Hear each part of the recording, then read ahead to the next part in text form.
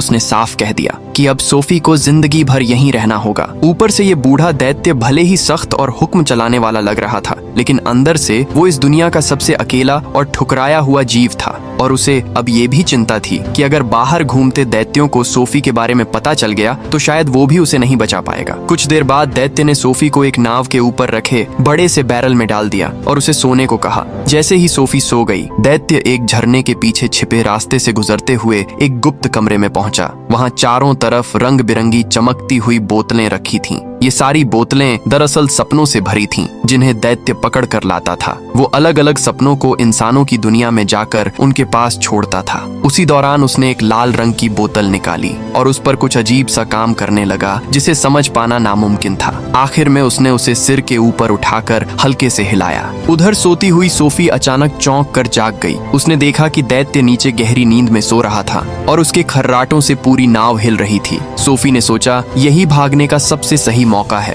वो धीरे धीरे खिड़की की तरफ बढ़ी, उसे किसी तरह खोलने में कामयाब हुई और चुपके से बाहर निकल आई। नंगे पांव वो पूरी ताकत से भागने लगी, लेकिन तभी अचानक जमीन के नीचे से एक विशाल हाथ निकला और उसे ऐसे उठा लिया जैसे कोई चूजा हो। सोफी मदद के लिए चिल्लाई और दैत्य की गुफा की तरफ देखते हुए मदद मांगने लगी, लेकिन इस बार बूढ़ा दैत्य चुप रहा और उसने गुफा का दरवाजा बंद कर लिया। अगले ही पल उस भयानक दैत्य ने सोफी को अपने मुंह के करीब लाकर निगल लिया।